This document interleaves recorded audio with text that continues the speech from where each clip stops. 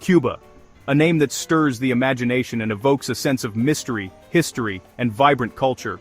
The name conjures images of classic cars gliding past faded facades, the infectious rhythm of salsa music echoing through the air, and the golden sunlight bathing the streets of Old Havana in a warm glow. This is the Cuba you see on postcards, a vibrant island seemingly frozen in time, where every corner feels like a step into a living museum of color and sound. But beyond the beauty and rhythm, there's a different reality. One that's rarely captured in travel brochures or glossy magazines. Behind the facades lies a story of daily struggle and resilience, where ordinary Cubans face challenges that test their spirit every single day. This is the Cuba tourists rarely see, a world of long queues for basic necessities, rationing that shapes daily life, and dreams that often outsize the opportunities available. To truly understand Cuba, you must look past the surface and see the heart of its people, their warmth, their humor, and their unwavering hope. My journey here was about discovering that hidden truth, about listening to the stories that don't make headlines, and witnessing the everyday moments that define real life. I wanted to know, how do Cubans navigate a world where basics are scarce, where ingenuity is a necessity, and where hope is sometimes the only thing in abundance? What are their hopes and dreams? What keeps them moving forward, even when the odds seem stacked against them? Cuba's story isn't just politics or history, it's deeply human, woven into the fabric of family dinners, cherished memories, and spontaneous celebrations in tiny living rooms. It's written in the faces of grandmothers waiting patiently for rations, their eyes reflecting both hardship and hope for a better tomorrow.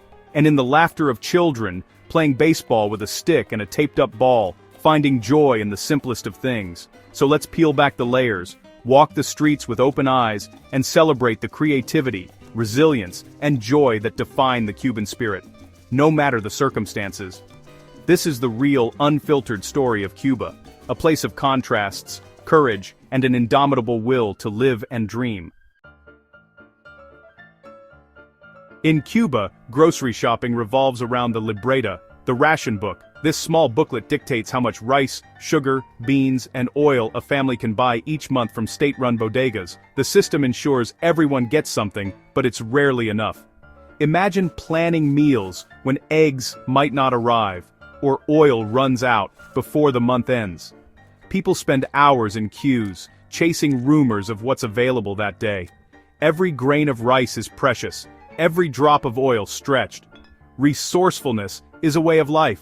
Leftovers become new meals, and a little meat flavors a big pot of beans. The libreta is a symbol of both equity and struggle, shaping how Cubans cook, eat, and live. Even putting food on the table requires patience, planning, and luck. It's a constant, low-level stress, but also a testament to Cuban resilience. This is daily life on the libreta. The Cuban economy is a puzzle for outsiders. On the surface, life in Cuba can seem vibrant and full of energy, but beneath that, daily survival is a complex challenge. Most people work for the state, doctors, teachers, engineers, earning salaries often equal to just $20 to $40 a month. These are highly skilled professionals, yet their paychecks barely cover the most basic needs. The ration book covers only the basics, and anything extra, vegetables, shoes, medicine, costs much more on the open market. Shelves in stores are often empty, and when goods do appear, prices can be shockingly high compared to what people earn. A bottle of shampoo can eat up a week's pay. Everyday items like soap, toothpaste, or even a pair of shoes become luxuries, forcing families to make tough choices about what to buy and what to go without. This gap forces everyone to resolve to hustle, to find side gigs. It's not just a choice, but a necessity for survival. Teachers tutor privately, office workers sell pastries, and those in tourism often earn more than surgeons. The informal economy is where many find hope, and sometimes, dignity. It's an upside-down economy where a degree doesn't guarantee a better life. Many young professionals find themselves living with parents or in cramped apartments, despite years of study. Life becomes a balancing act, managing a tiny official salary and hustling for more. Every day is a calculation, a negotiation between dreams and reality. The struggle is constant, but it breeds ingenuity and entrepreneurship. People invent new ways to earn, repair, and create, often with very limited resources. For many, survival means always thinking, always working, always adapting. The workday rarely ends at 5 o'clock. It stretches into the night, fueled by determination. This is the defining challenge of modern Cuban life. It shapes families, communities, and the very spirit of the island. Yet it's also a source of pride in their creativity and grit. Against all odds, Cubans continue to find joy, connection, and meaning in the everyday struggle. To understand Cuba, you must listen to its people. In a sunlit Havana courtyard, Elena, a grandmother, recalls her youth, full of revolutionary hope. She's proud of Cuba's free education and healthcare, but now, life is a daily struggle. She stretches her pension, trades with neighbors, and faces long lines for bread.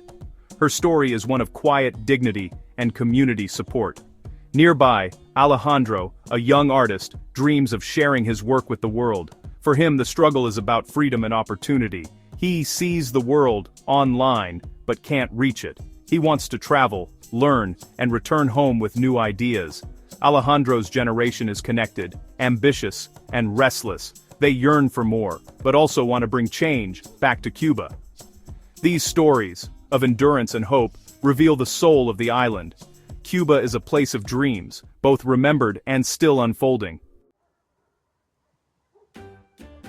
Tourists in Cuba often live in a comfortable bubble, restored hotels, private casas, and paladeros serving food most locals rarely taste. You pay in a strong currency, enjoying comforts far removed from daily Cuban life. The grocery stores for tourists are nothing like the bodegas for locals.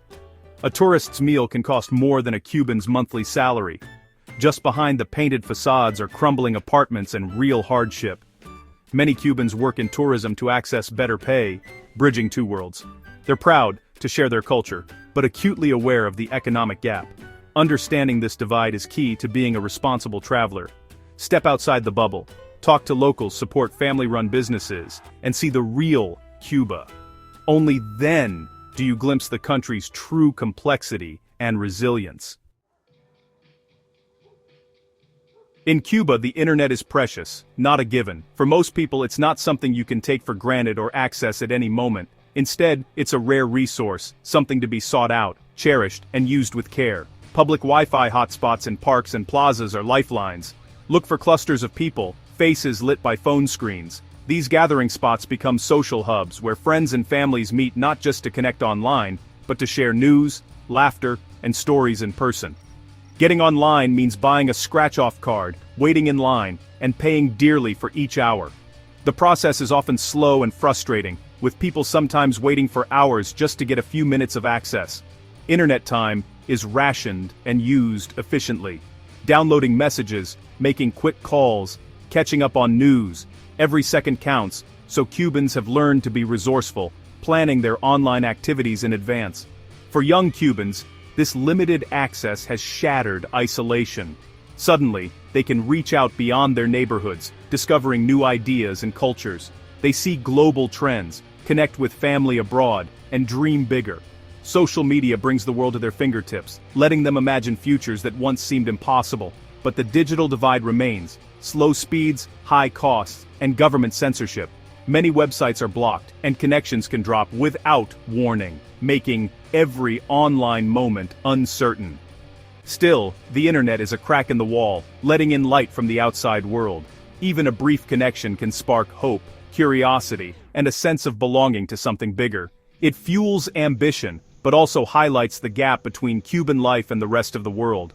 The contrast can be inspiring, but sometimes bittersweet, as young people see what's possible elsewhere. Despite obstacles, it's become essential, a tool for connection, business, and hope. Entrepreneurs use it to grow, families to stay close, and students to learn. The internet is changing Cuba, one slow connection at a time. Each login, no matter how brief, is a step toward a more open society. It's a small window, but it's opening wider every day. More Cubans are finding ways to get online, and with each new connection, the world feels a little closer. And with it, new possibilities are taking root. The seeds of change are being planted, and a new generation is ready to grow with the world.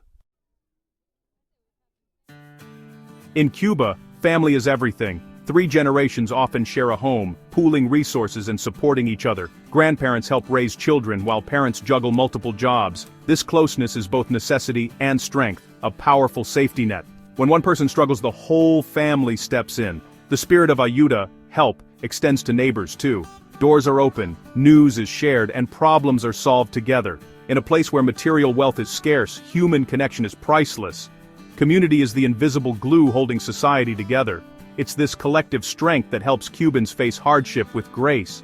Family and community are the true wealth of Cuba. Despite hardship, Cubans have an incredible capacity for joy. It's not about possessions, but about celebrating small moments. Music and dance are everywhere, on street corners, in living rooms, on the Malecón. People gather to laugh, play, and share life's simple pleasures. The Malecón becomes Havana's living room at sunset, a place for everyone. Happiness is found in sunsets, conversations, and laughter. Cubans live in the present, creating joy with whatever they have. They don't postpone happiness. They make it now. This spirit is infectious, a lesson in resilience and gratitude. Even in tough times, the Cuban spirit shines brightest in its joy. After walking Cuba's streets and hearing its stories, you're left with deep admiration. It's a land of contradictions, beauty and decay, struggle and joy. Life is hard, but despair doesn't define it. Instead, you find unbreakable spirit and resilience. Cubans are proud of their identity, culture, and achievements. They criticize their system, but out of love and hope for better. The future is uncertain, but the people's strength endures. Their hope is realistic, rooted in survival and community. The real story of Cuba isn't in its cars or beaches, but in its people. Their pride, creativity, and will to endure are the island's greatest treasures. That is the hidden truth of Cuba.